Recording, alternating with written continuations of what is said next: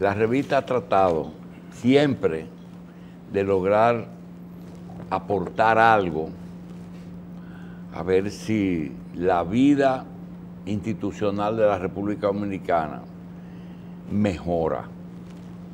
A veces pensamos, doctor Junior Espinosa, Carlos, que no es posible lograr un avance que sea suficiente para nosotros ponernos en otro nivel, pero cuando vemos que el mundo entero anda patas arriba, a veces pensamos que no se puede hacer nada. Por ejemplo, nosotros tenemos en nuestras cortes, en la justicia de aquí, casos que están en 12 o 15 países en la misma situación de aquí. Tenemos que el narcotráfico es internacional. Tenemos que después de 50 y pico de años de desaparecido la dictadura, ahora es que se aprueba una ley de partidos políticos. Tuvimos un diputado reformista la noche del domingo con una experiencia de que fue un diputado que trabajó en el inicio con Liselot Marte de Barrios y la Junta Central Electoral, en los inicios de la aparición de la propuesta de la ley de partidos. Nos pasamos más de 15 años bregando con esa ley, pero en el pasar de los tiempos, nosotros tuvimos personas que realmente quisieron institucionalizar el país. Tenemos dos invitados que hoy agradecemos al ingeniero Ramón Albuquerque que cambiemos un poquito el tono, la tonalidad de su participación, que generalmente es exclusivamente técnica, y que participemos en una conversación aprovechando 4 senadurías, incluyendo una presidencia del Senado, en los momentos que el senador encabezó reformas importantes como la ley de salud, la ley de seguridad social, la capitalización de la empresa pública y la capitalización de la ley eléctrica, perdón. Todas esas cosas se trataron. Entonces hay una experiencia acumulada que le puede servir a los legisladores actuales para poder ver si se puede hacer algo diferente. El licenciado Víctor de Asa no es solamente un diputado de primera vez. Víctor de Asa fue alcalde de una comunidad pequeña y laboriosa como Villa González. El licenciado Víctor de Asa fue director ejecutivo de la Federación de Municipios durante varios años y actualmente es diputado por su provincia, Santiago. Nosotros queremos pasar algunas experiencias con el ingeniero Albuquerque y con Víctor de Asa sobre si realmente, como decía ayer el expresidente de la Suprema Corte de Justicia, si realmente esa ley de partidos va a mejorar o esa ley de partidos va a cambiar o va a eliminar todos los problemas. Por razones de edad, ingeniero Albuquerque. No, muchas gracias por esa introducción y además por el interés sobre un tema que siempre será palpitante y no puede tener más importancia. Ninguna ley tiene garantía de que se cumpla. Si los congresos pudieran colocar tanques de guerra, bombas atómicas y submarinos debajo de la ley, y cuando se promulgara llevara todo ese armamento consigo, en países sin cultura de obediencia a la ley tal vez pudieran cumplirse. Pero esa ley puede ser una mojiganga más y un tiempo perdido más.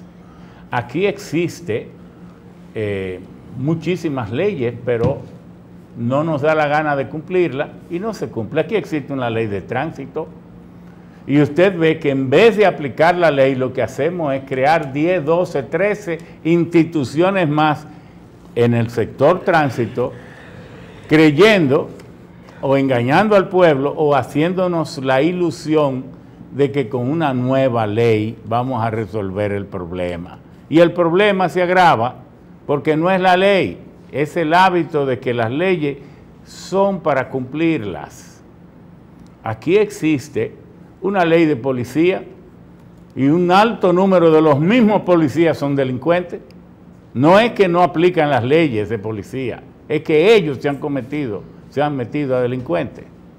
Aquí existe varias leyes de la frontera, pero no nos da la gana, militares van, militares vienen, ministros de las Fuerzas Armadas van y vienen, y lo que van es a macutear a la frontera y no nos da... Hay una ley de migración. Pero sí, hay una ley de inmigración y el país está lleno de indocumentados, no de ilegales, porque me causa horror sentir y oír que digan que un ser humano es ilegal en la tierra. ¿Y dónde diablo va a vivir entonces? Nadie es ilegal en la tierra, usted es indocumentado. Eso es otra cosa.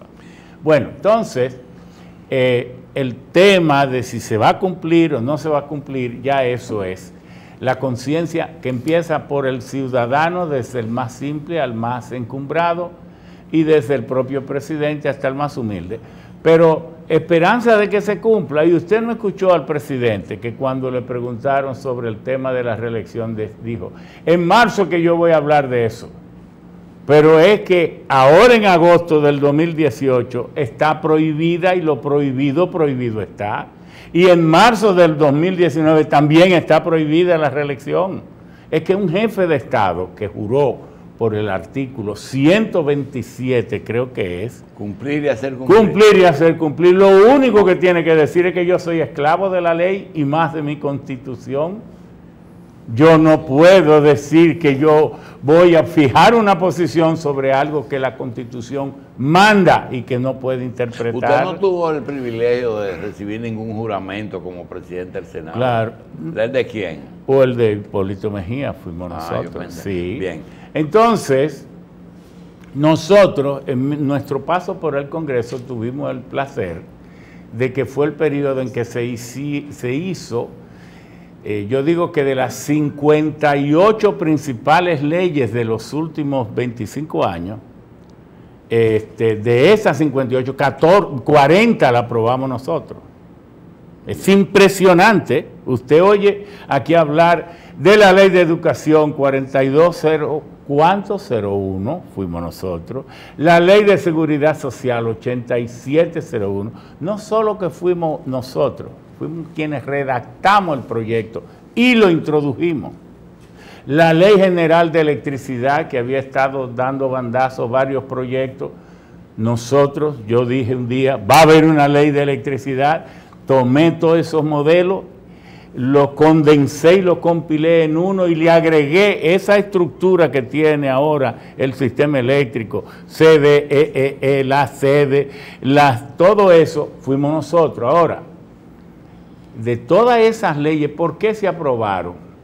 Porque teníamos la voluntad de que se aprobara la ley de medio ambiente, la ley de juventud, la ley de salud, todas esas leyes fuimos nosotros. Ahora, había hombres de maletín, había esto, había aquello. No, esta ley del partido político, yo felicito a Víctor de Asa por el aporte que hizo, a Pacheco, a todo nuestro bloque y a todos los legisladores.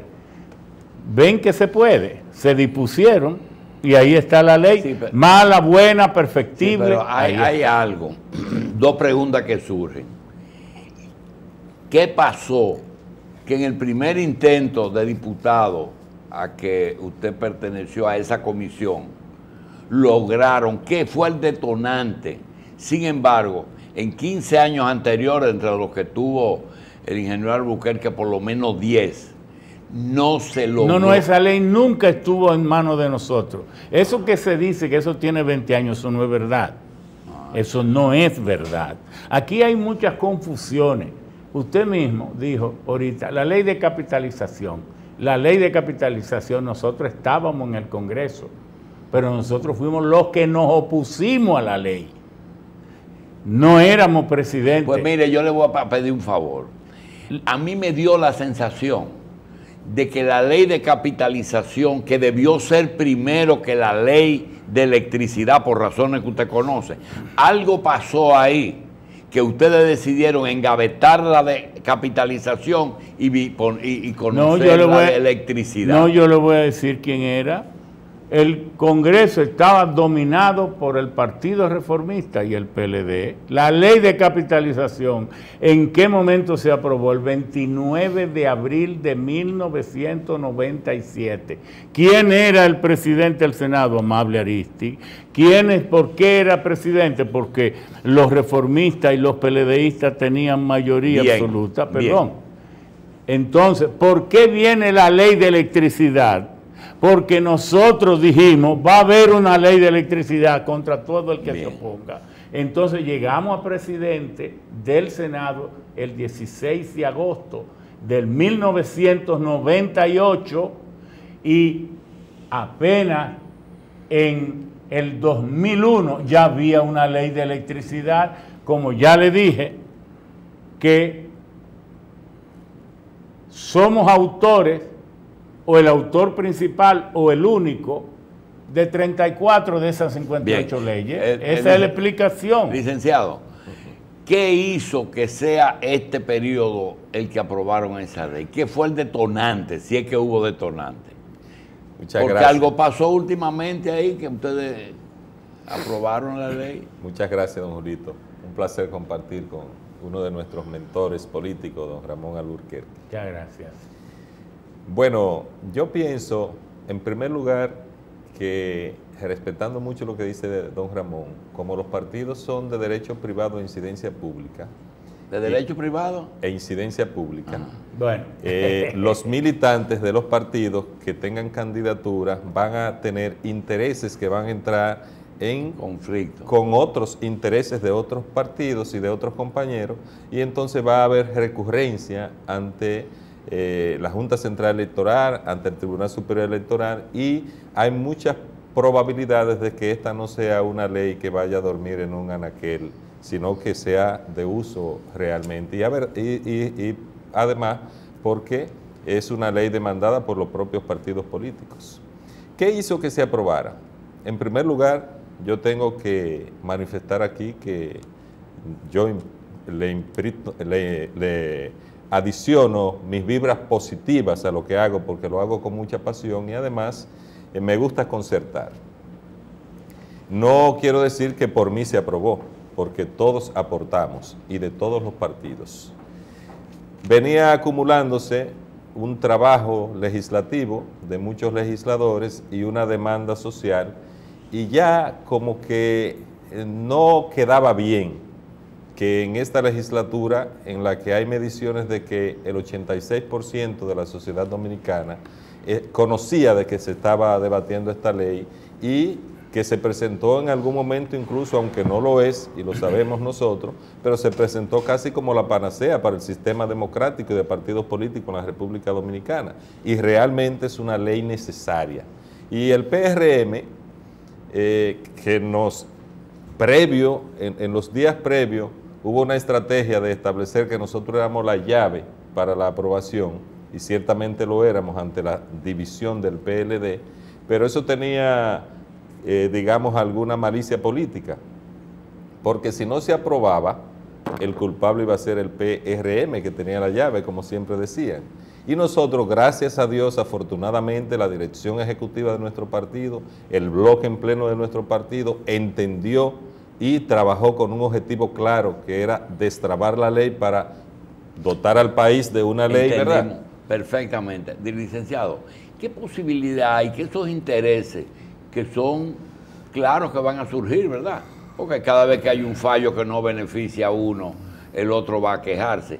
¿Qué posibilidad hay de que por asunto de tiempo, y ahí después yo quiero ir al ingeniero Alburquerque en ese sentido, de que por razones de tiempo, 600 días que quedan, no haya tiempo para implementar esa ley de inmediato? Es decir, todo lo que conlleva la parafrenaria de organizar unas elecciones que de hecho son complejas, porque primero son separadas por primera vez, tienen 2 meses, después hay problemas que desde ahora se avisoran, es decir, ¿cuándo comienza el conteo? ¿Cuándo comienza el conteo de la transición? Si en febrero, y se van a quedar los que están hasta agosto. Ya hay un problema que usted verá que va a haber gente que va a pensar que no va a dar 3 meses, no va a entregar 3 meses antes. Pero todas esas cosas que van a surgir además con una ley, sobre todo partidos como los de ustedes, que no tienen una base económica tradicional. Tú dices, bueno, como decía Peña Gómez, cuando las encuestas te favorecen, los cuartos aparecen. Sí, es así, pero usted sabe que eso es una expresión. La pregunta es, ¿hay algún mecanismo para tú decir, está muy bien la ley, pero hasta la del 2024 no se puede aplicar? No, yo diría que la ley favorece la organización de los procesos. Por primera vez tenemos una ley que marca, que establece reglas para el funcionamiento de los partidos y para los precandidatos. Y que una vez los precandidatos se conviertan en candidatos, entonces van a ser regidos por la ley electoral. Esta ley le facilita el proceso a la Junta porque ahora establece requisitos para los precandidatos, establece un tiempo para la precampaña, establece topes de financiamiento, establece algunas sanciones para el tema propagandístico, para la campaña a destiempo. Es decir, la ley establece reglas más claras y procedimientos más expeditos que la Junta va a facilitarse su trabajo. Hay tiempo suficiente porque generalmente estábamos acostumbrados en que en términos legales, no la costumbre, en términos legales, estamos hablando de procesos que se aperturaban 90 días antes de las elecciones.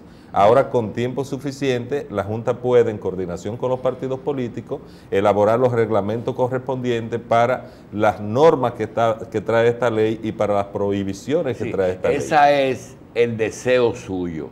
Pero Ramón Albuquerque es de esos seres humanos, más que políticos, que nosotros tenemos aquí en República Dominicana hace mucho, que me hace meditar mucho sobre si la vida termina con la muerte o si hay algo más, porque yo me niego que ese cerebro que hay ahí, como que tú lo vayas a poner en una caja y despedirlo. Yo creo que eso sigue funcionando porque es demasiado prolífico.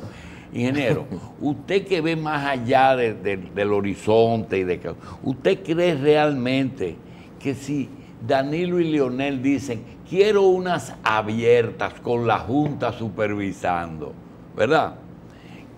Y le va a dar tiempo a esa Junta a organizar todas esas cosas que tiene pendientes? Yo creo también que hay un principio, Goethe, siempre el gran pensador alemán, decía que nada ocupa más espacio que el desorden y nada es más costoso que la indecisión. ¿Cómo es? Que nada es más... Nada ocupa más espacio que el desorden y nada es más costoso que la indecisión. Y lo que ha dicho... Te ve de licenciado lo que le digo del cerebro. Sí, sí. No. Ese es un cerebro privilegiado. Y lo que ha dicho Víctor, para mí, es casi un consejo, una orden y una solución. Y un deseo. Y un deseo. Un deseo. Porque la Junta, sin guía, va a un laberinto. Pero ahora tiene un plan de acción. Como dijo el propio presidente Danilo Medina, todo tiene fecha. Y él escoge que va a hablar en marzo, en vez de hablar ahora, pero bueno, eso quiere decir que hay fecha de más. Hasta ahí está la fecha de él, que debería ser ahora, y ahora dice él que es en marzo. Bueno, y si la Junta ya está obligada, porque la Junta siempre ha tenido el mandato que la Constitución le da. La Constitución es muy clara en esos artículos, desde el 212 al 216, cuando dice habrá una Junta Central Electoral encargada de organizar las asambleas electorales, de todo, y le da el mandato. Ahora, la Junta no quería ejercerlo porque decía que faltaba una ley. Bueno, la ley está ahí. Yo pienso que la Junta lo va a hacer porque además El mundo, estos países pequeños como el nuestro, creemos a veces que andamos sueltos y que estamos solos. Nos damos cuenta que no es así cuando le pasa como al el expresidente de Serbia, que lo agarraron preso y murió en la cárcel.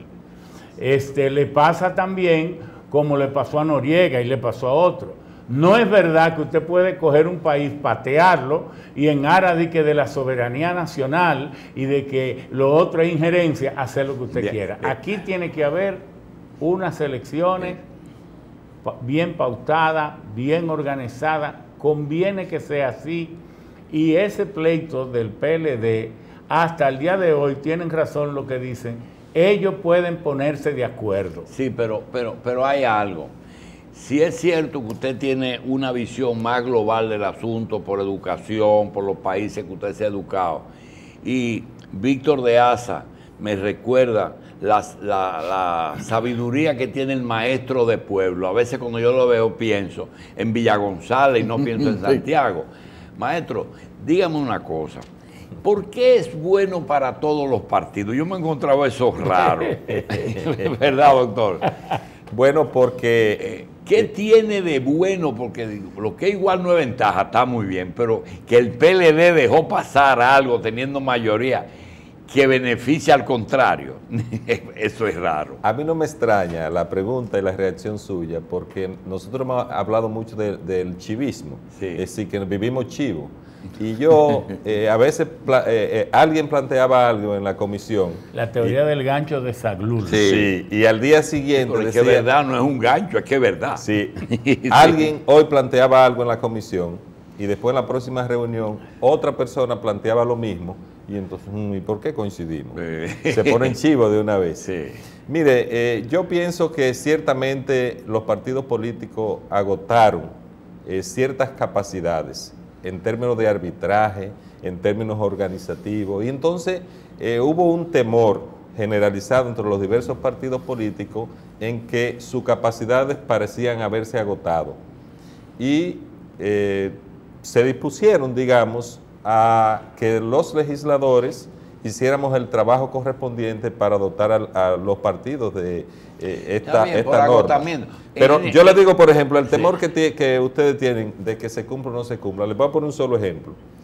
Mucho se critica que hay gente que viene con mucho dinero y sin pertenecer a un partido político hacen algunos aportes extraordinarios y de una vez son candidatos. Pero ahora cuando venga alguien, aunque tenga mucho dinero y que aspirar, vamos a revisar el estatuto porque la ley dice que para usted aspirar va a tener que haber un tiempo que el estatuto lo establezca de cuánto es la militancia, el tiempo. Unos partidos dispondrán 1 año, otros 2 años, otros 4. Sí, muy bien, pero vamos a tener gente que la van a imponer. Ingeniero, ¿fue por agotamiento o por las diferencias que hay internamente en el PLD? No, mire, los grandes liderazgos que tenía el país en base al caudillismo y que nadie podía discutir sus decisiones, se agotaron. Entonces ahora predomina el derecho individual, el derecho inherente de la persona. Y aunque no hemos llegado a ningún sistema democrático donde el derecho humano sea totalmente respetado, pero ahora, si no nos ponemos de acuerdo, entonces lo que hemos visto en las convenciones, en las primarias, son sillazos, muertos, heridos, y ahora ningún partido se siente cómodo organizando sus propios eventos, porque sabe que cualquier detonante lo puede arruinar ante la opinión pública. Sí, pero no es porque quieren, es porque no pueden consigo hay cosas mismos. Que no se pueden. Y entonces, por esa razón, Víctor, ahora predomina la ley. En las elecciones pasadas ustedes tuvieron algunos elementos sui generis, por ejemplo, en un partido nuevo, antes del año fueron a elecciones, no estaban organizados, trabajaron con padrones del partido anterior que tenían, es decir, hubo muchas cosas que resolvieron, pero las resolvieron y lograron un 35% con un candidato nuevo. Ahora, todo el mundo creía, porque usted dijo, se va a acabar el asunto de llegar con unos cuartos, imponer una ponerse como candidato. Una candidatura. Pero el que llegaba, tú quieres ser diputado, senador, paga tu campaña y aporta unos cuartos, el sueldo de 2 años al partido, porque había que coger cualquier cosa. Pero en el caso de la sindicatura de la capital, que lucía Fello, olía el país a Fello. Sin embargo, vino un empresario y dijo, mira, este es el que va. Y fue ahora, cuando se habla de la presidencia, tú dices, no, Hipólito y Luis, pero el mío tiene una gestión buena y ha sido el mejor síndico de la capital. Entonces, ese es el candidato. ¿Qué dicen los estatutos de eso? No, que puede serlo. Se trata de militantes que ya tienen el tiempo del partido. Exacto, que ya tienen el tiempo en el partido. Esto es para evitar el transfugismo, como se dice, que hay una combinación de algunos requisitos para ser precandidatos y otras prohibiciones para el despojo de candidatura. Es decir, están vinculadas. Si mal es que los directivos de los partidos políticos despojen de una candidatura bien ganada a un militante, por la razón que sea, también es mal que alguien venga sin tener los requisitos necesarios y apabulle, como diría Ramón Alburquerque, a los militantes de un determinado partido. Tenemos mucho tiempo y el doctor y Carlos tienen muchas preguntas. De ver, licenciado, que cuando los sabios hablan es mejor, ¿verdad? Sí. No, bien. Las conversaciones fuera de cámara también son muy buenas. Que la otra. Déjeme completarle una idea. Adelante, doctor. Sí. Yo le decía además que esta combinación para evitar el transfugismo de varios artículos, ¿usted cree que cuando una persona, por ejemplo, participe de un proceso interno y pierda y se vaya a otro partido a aspirar, lo que esté en ese partido, sabiendo que ya el artículo 49 de la ley establece que si usted ha participado de un proceso interno y pierde, no puede ser candidato por ningún partido político, no van a ir inmediatamente a recurrir y lo van a impedir? Es decir, don Ramón, esta ley tiene, como digamos, diente para morder, tiene sanciones para ser aplicada y tiene procedimientos que los políticos vamos a tener que acogernos a ellos. Y la sociedad va a respaldar su aplicación porque esta sociedad quiere una democracia más limpia, una democracia con reglas, y eso es lo que trae la ley. Definitivamente nosotros tenemos un desafío en términos de cumplimiento de las normas jurídicas que nos dan. Pero en un país donde usted ve que los legisladores se ponen de acuerdo para impedir que la Junta Central Electoral cumpla con un mandato constitucional en el aspecto referido a la reorganización de asignación de los diputados, que debió hacerse el año pasado, no hay mucha esperanza de que ninguna ley que se vote vaya a tener el efecto que todos deseamos, si no cambiamos la cultura, nuestra práctica política, jurídica y administrativa, que es un gran desafío. Usted ha hablado de los aportes que tiene la ley. Me gustaría saber cuáles son las debilidades que el diputado de ASA, que trabajó en los últimos 2 años en el proyecto de ley, ve en la misma.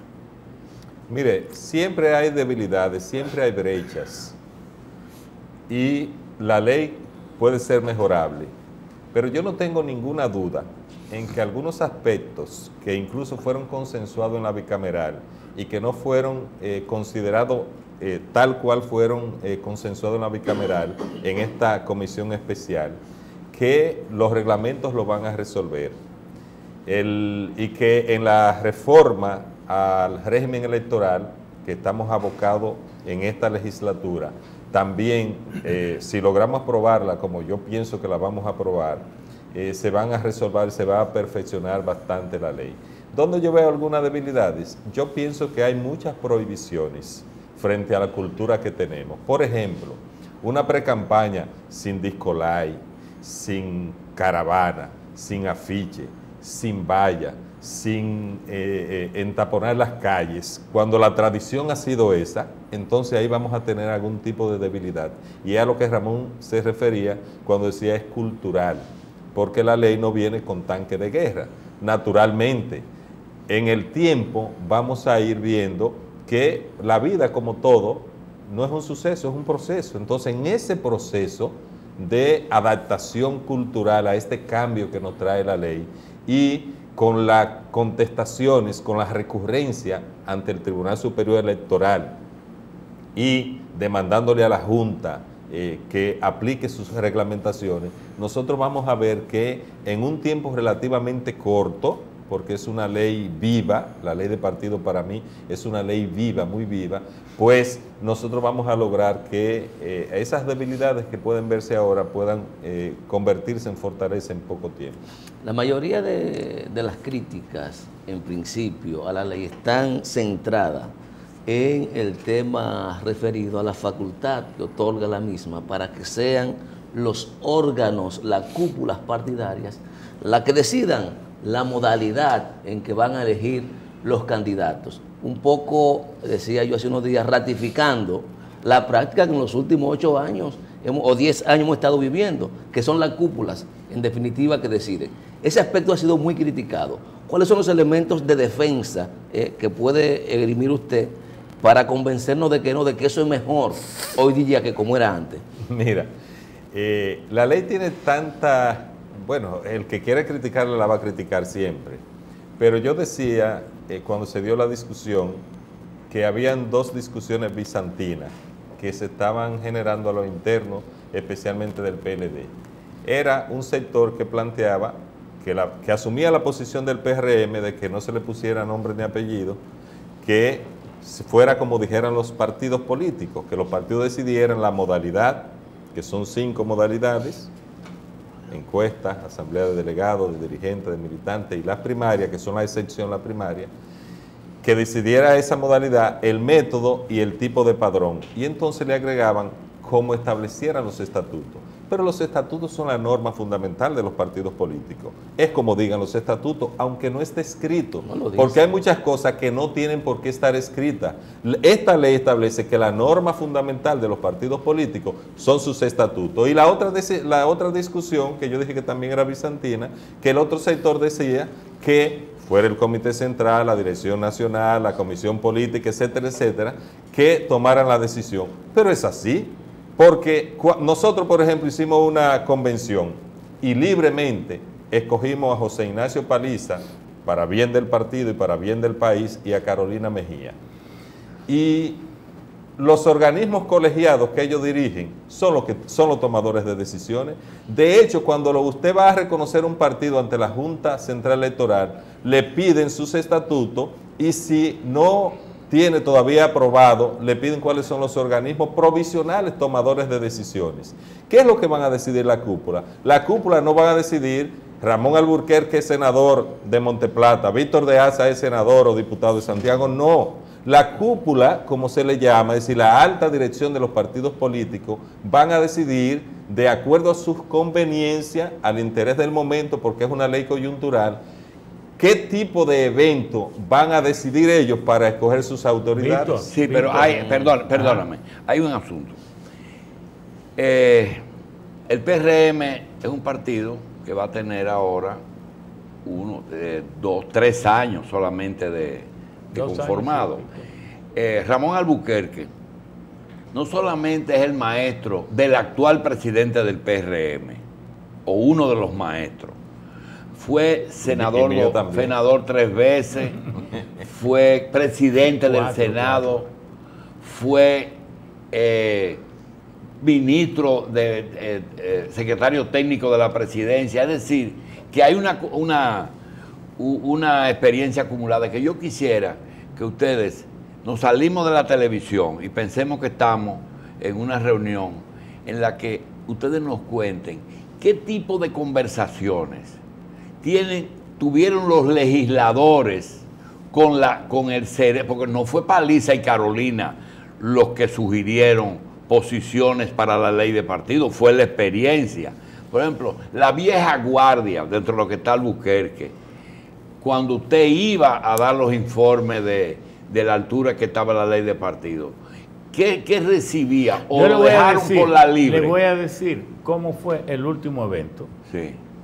Se convocó a todos los diputados, legisladores, y entonces, en una reunión conjunta con la dirección ejecutiva, allí se preguntó: ¿qué creen ustedes que quiere el pueblo dominicano? ¿Quiere ley de partido o no? Voten los que crean que el pueblo quiere la ley de partidos. Todo el mundo. Y se votó, y a unanimidad nos dimos cuenta que la percepción que había allí de la alta dirección y todos los legisladores que se quería una ley de partido. Entonces surgió la pregunta, ¿cómo quedará el partido Con una si ley no hay una ley de partido cuando se ha dicho que somos el tranque? A eso se dio solución. ya. Entonces tiene que haber una ley de partido. Entonces, ¿qué hemos hecho nosotros como aporte a esa ley? Ahí Víctor y Pacheco y otros legisladores nos dieron una relación pormenorizada de cuáles eran los aportes del PRM.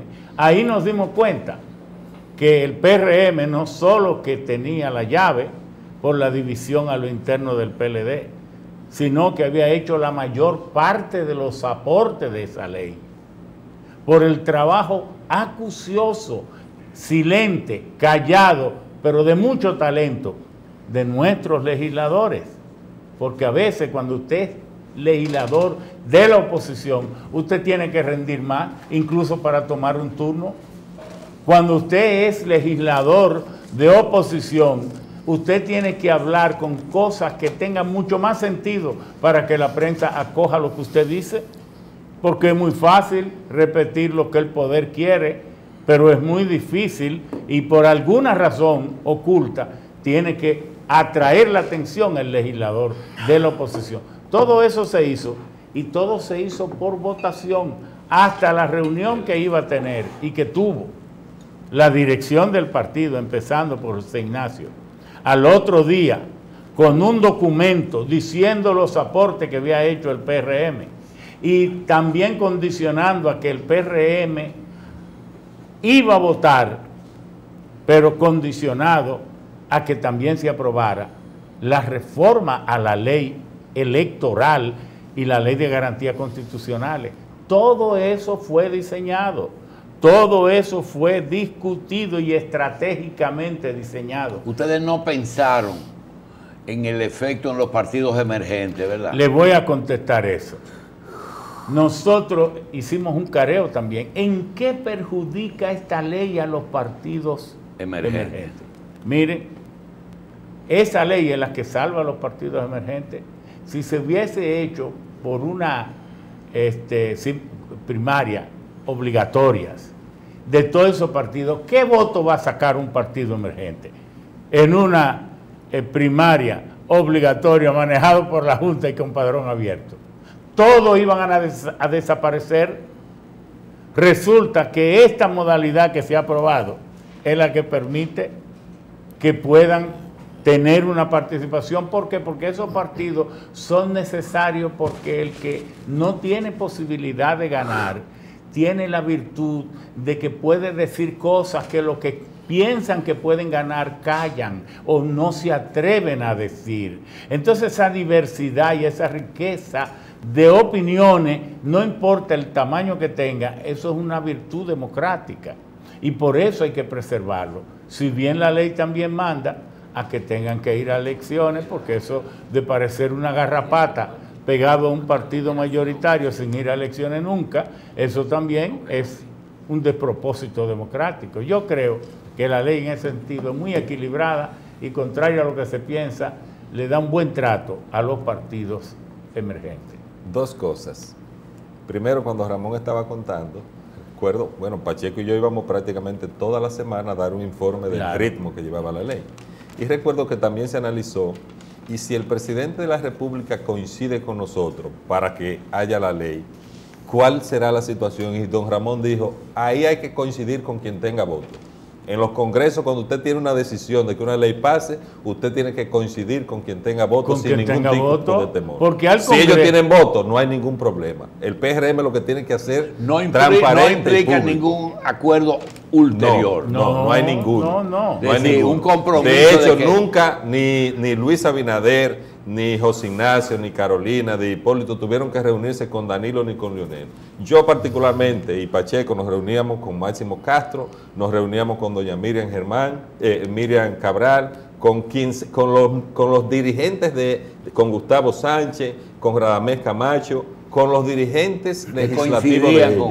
No, nos reuníamos para ir buscando puntos comunes. Quiero decir algo de los partidos emergentes, que se ha llevado a algún tipo de situación a la opinión pública. Ciertamente, como dice Ramón, en un cambio cultural, los partidos debieran estar conformes todos de que no hay un modo único impuesto. Naturalmente, como hay reglas, los partidos de reciente formación se ha flexibilizado.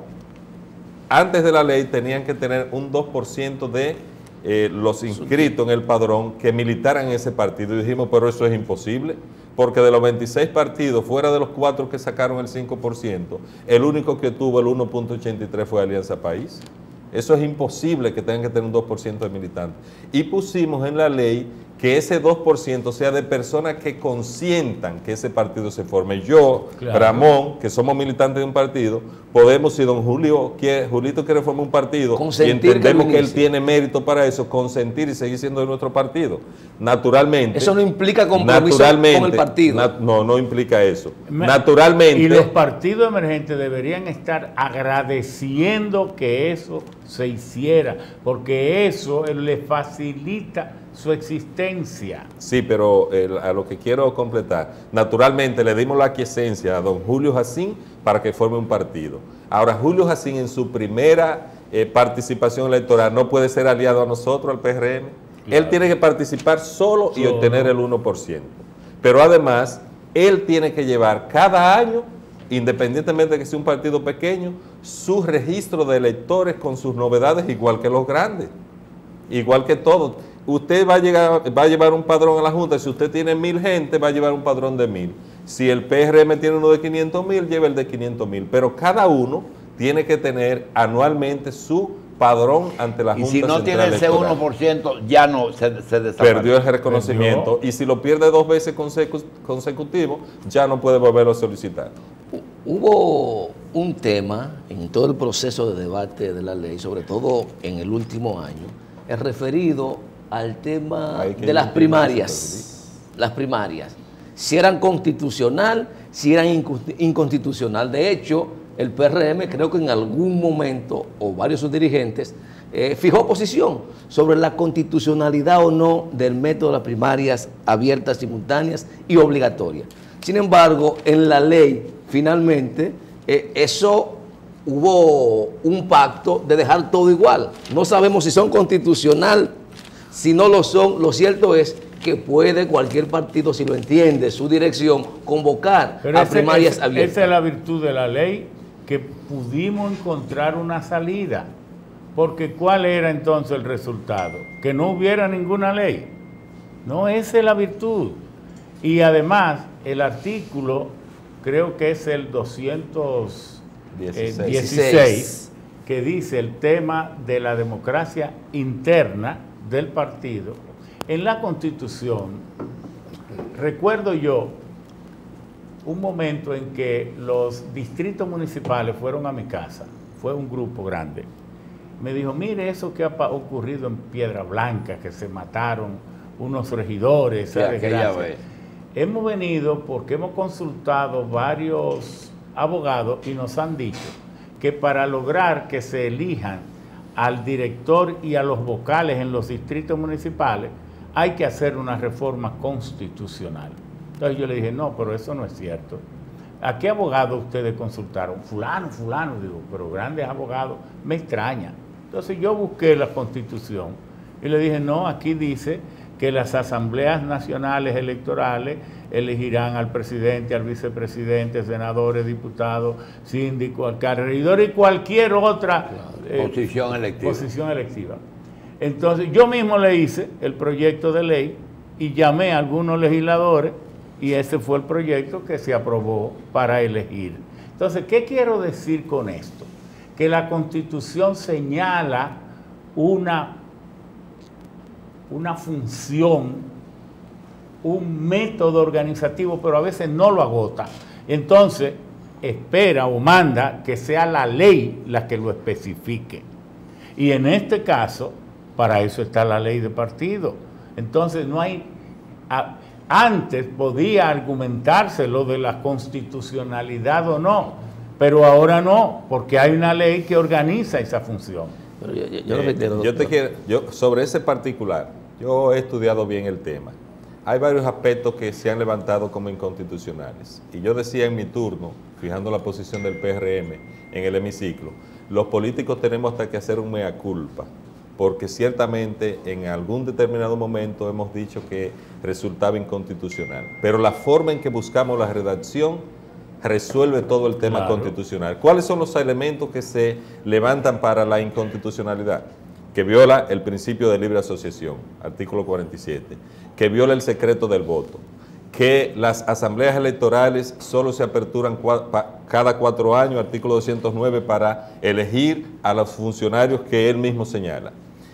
Y yo digo lo siguiente: primero, ¿en qué viola el principio de libre asociación cuando si tú quieres, Junior, ahora mismo inscribirte en el PRM, nada te lo impide, o en cualquier partido político, siempre y cuando tú renuncies a un partido anterior, porque la doble militancia te sanciona a ti, no a mí como partido, a ti? Si tú quieres formar un partido político, ¿en qué te impide la ley que tú lo formes? Que es el principio de libre asociación que establece el 47, pero más aún, esta ley es mandatoria de la propia Constitución. Si usted se lee el artículo 216 del punto seguido en adelante, usted se va a dar cuenta que dice que la organización y funcionamiento de los partidos políticos debe hacerse conforme a la ley. ¿Cuál es esa ley? Esta, que es mandatoria del artículo 216. Y el 209, un órgano constitucional puede recibir de otras leyes, otras funciones, otras atribuciones que no sean lo que establece limitativamente la Constitución, siempre y cuando, con su ley orgánica. Siempre y cuando no contravenga esa facultad que te da la Constitución de la República. Es cierto que el artículo 209 establece que cada 4 años se aperturan las asambleas electorales para esos fines. Ahora, para los fines de pre-campaña, es la ley la que establece cuál es el rol, cuáles son esas atribuciones que en nada contravienen lo que establece la Constitución para la Junta Central Electoral. Esta ley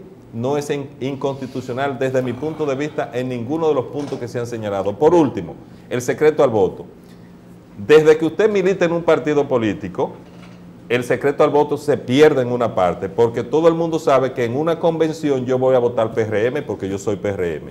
Ahora, ¿dónde se garantiza el secreto al voto? Que en un proceso interno entre Luis Abinader, por ejemplo, e Hipólito Mejía, yo voy a votar con una boleta secreta y voy allí y voy a votar por uno de los dos y ninguno de los dos va a saber por quién va a votar, por ejemplo, un simpatizante. En el caso mío, que soy de la corriente de Luis Abinader, bueno, pues yo voy a votar por Luis Abinader, por ejemplo, pero Carolina va a votar por Hipólito Mejía. Pero ¿y ese naturalmente, principio? Ahora, si tú vas a votar en ese proceso y no quieres que se sepa nada, tú vas a votar secreto y nadie va a saber por cuál tú vas a votar. Pero escúcheme, doctor, pero ese principio del voto secreto creo que está referido exclusivamente a las elecciones nacionales.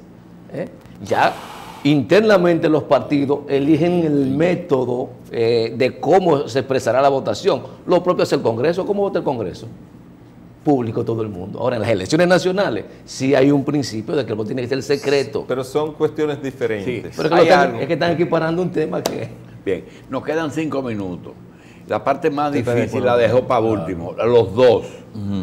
De esa ley, ¿qué cosa ustedes no es que no se sienten cómodos con ella, sino que tuvieron que ceder para poder llegar a un final más o menos feliz? Que lo hicieron, pero por fuerza. Bueno, yo pienso... O que puede dar problema en el futuro. Yo pienso que las partes más difíciles que se escaparon en la ley y que nunca nos gustaron fue, por ejemplo, el hecho de que los partidos puedan recibir aportes de empresas extranjeras. ¿Por qué? Porque eso, en cada país, deben ser las fuerzas internas las que participen donando o aportando. Por otra parte, los montos que se aprobaron como tope para las primarias, si uno los calcula bien, los 70 pesos, pues 70, 60 y 50, sí, pueden resultar muy elevado. Pero ya ese no es un tema de la ley solamente, sino es del concepto clientelista que se ha impuesto en República Dominicana, que hace que las elecciones sean más caras que en Estados Unidos. Si usted busca cuánto recaudó Barack Obama o esta gente, fueron 3,000 y tantos Hay otro punto millones que no de sea dólares. la suma. Sí, No, no. sí, está el tema, don Ramón, con perdón, el tema de que en principio el PRM aprobó su dirección ejecutiva de que fuéramos en los procesos internos con el padrón de cada partido. Claro. Entonces, tuvimos que flexibilizar en el sentido de que pudiera ser libre de que cada El uno padrón. decidiera el tipo Bien. de padrón. Una pregunta para mí. Aquello de que fulano de tal tiene más fuerza dentro del partido para ganar una convención a cualquier nivel, regidor, presidente, y que fuera del partido quizás se logre un triunfo más fácil. ¿Ustedes entienden? Que esa ley, ¿qué regula en esa dirección? No, Es que hay libertad total. Esta es una ley de coyuntura y yo pongo un ejemplo. Nosotros, por ejemplo, hemos dicho que queremos que sea una primaria con padrón cerrado. Pero si mañana hay un acuerdo entre los candidatos del PRM y hay un candidato único, ya no tiene que ser primaria. Es decir, es una ley coyuntural. Por ejemplo, el propio PLD, si llegaran a acuerdo, no tiene que ser como ellos quieren ahora, porque es una ley de coyuntura. Y la ley Entonces, lo la deja base no abierto cuentan, eso. en definitiva, Lo el deja Senado abierto. para los No, partidos mayoritarios tienen que ir por primaria. Es que, mira, es que tampoco es obligado para los partidos mayoritarios. Es que por eso es que no viola ningún tipo de libertad. Hay 4 modalidades y las reglas son las primeras 4. Asamblea de militantes, asamblea de dirigentes, asamblea de delegados, encuesta. Excepcionalmente, los partidos, y estas 4 modalidades no tienen que organizarla la Junta. Simplemente lo organiza el partido y la Junta supervisa y fiscaliza. Si excepcionalmente se acogen a primaria, entonces es que la ley establece, que usted libremente dice que quería primaria, que sean simultáneas, que la organiza la Junta y que sea con el padrón que decida cada partido. Es decir, hay un abanico amplio para los partidos tomar su propia decisión. Yo quiero decir unas cosas finales. A mí me parece que muchos partidos del llamado bloque opositor van a tener que recoger muchas cosas de las que han dicho y entender que esta ley les facilita, les organiza y que era tiempo de que el partidismo político tuviese límite y que tuviese un poco de organización. Este es el primer paso. Esa ley luego se irá ampliando, como se ha ido ampliando la ley electoral. Nosotros participamos en el 1997 en la ley 275, que fue la época en que se introdujo el financiamiento de los partidos políticos. Le da mucho poder a la Junta para modificar o para reglamento o algo de eso. Pero Sí, el reglamento, sí. claro, toda Le ley. da mucho poder a la Junta. Varios reglamentos. La Junta tiene el ¿Por deber... qué varios?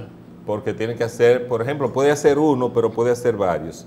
En el tema, por ejemplo, de los límites a la propaganda permitida y la propaganda prohibida, bueno, pues hay que hacer algunos reglamentos para establecer. De propaganda solamente. Exactamente.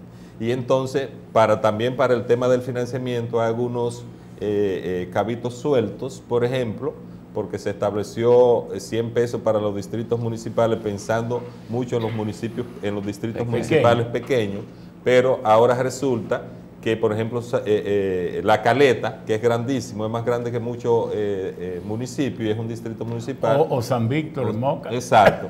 Entonces, ahí, porque ya al final hubo cosas que hubo que hacerlas rápido, tal vez lo ideal hubiese sido que los distritos municipales que estuvieran por debajo de la cantidad que la ley establece para los municipios, que son 15,000 habitantes para los municipios, entonces pudieran ser 10,000 los 100 pesos. Porque la verdad es que hay distritos municipales que tienen menos de 2,000 habitantes y entonces 50 pesos era muy poco. Claro. Es decir, hay cosas que la Junta puede ir reglamentando y vamos a ver que se va a ir enriqueciendo la ley. Hay la ventaja con esta ley de que como la Junta está obligada a consultar los partidos y ver sus pareceres antes de poder oficializar estos reglamentos, en ese ámbito democrático todavía los partidos pueden balancear y hacer que surja unos reglamentos bastante equilibrados. El doctor hacía una pregunta ahorita y yo quiero montarme sobre ella.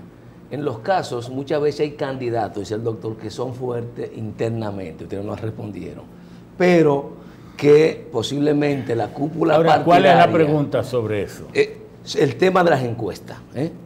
¿Cómo contribuye el método de encuesta al fortalecimiento de la organización y a la democracia interna de los partidos? Vivimos una experiencia en Santo Domingo Este, en el PLD. Se hicieron 3 encuestas y hasta que no dio el resultado esperado, no se validaron ninguna. Mira, con perdón, Ramón, lo que pasa es que esta ley, como yo dije en principio, rige la vida de los precandidatos. ¿Qué resulta? Que en la ley electoral hay todo un sistema para las encuestas, y las encuestas deberán, las encuestadoras, las empresas encuestadoras, deberán tener un tiempo para inscribirse en la Junta Central Electoral y un tiempo después de registrada para poder hacer los estudios correspondientes. Hay varios artículos de la ley, es todo un sistema para el funcionamiento de las empresas encuestadoras, en qué tiempo pueden hacer sus publicaciones, cómo la van a hacer. O sea, es todo un régimen para las encuestadoras que va a complementar lo que establece la ley de partidos. Ahora, hay muchas otras cosas que, por ejemplo, que yo te decía en principio, a la pregunta anterior, que la Junta tendrá que reglamentar. Por ejemplo, ¿en qué tiempo van los partidos a tomar la decisión de cuál es la modalidad? Eso no lo dice la ley, eso es materia reglamentaria.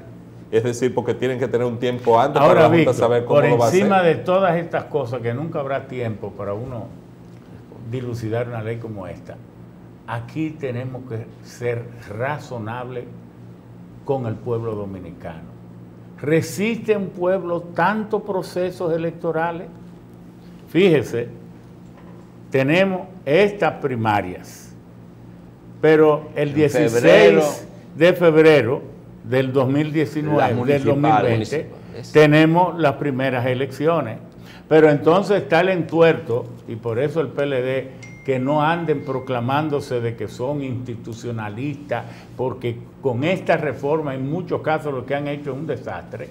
Esto de poner unas elecciones y a juramentar los electos en esas elecciones antes de las próximas elecciones, acortándole el periodo que se dice que hasta el 16 de agosto. Mire, en algún momento tenemos que ponernos a pensar de si un pueblo resiste tantos procesos electorales, cuando esto lo que tenemos que dedicarnos es a cumplir mejor las leyes, a gobernar mejor, a fallarle menos al pueblo, a robarle menos sus recursos para que seamos. Vamos a tener de febrero a septiembre un año electoral completito. Doctor, sobre las encuestas, doctor. Perdón.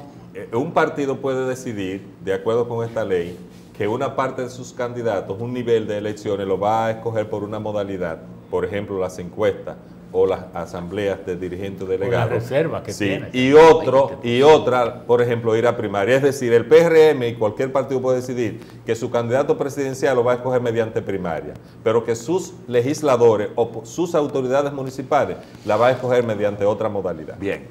Doctor, ingeniero Ramón Albuquerque y licenciado Víctor de Asa, gracias. Y yo creo que el ingeniero ha dicho algo. Necesitaremos mucho tiempo para seguir hablando de la ley de partidos, porque es una ley nueva y todavía no hemos escuchado los pequeños. Gracias por estar aquí.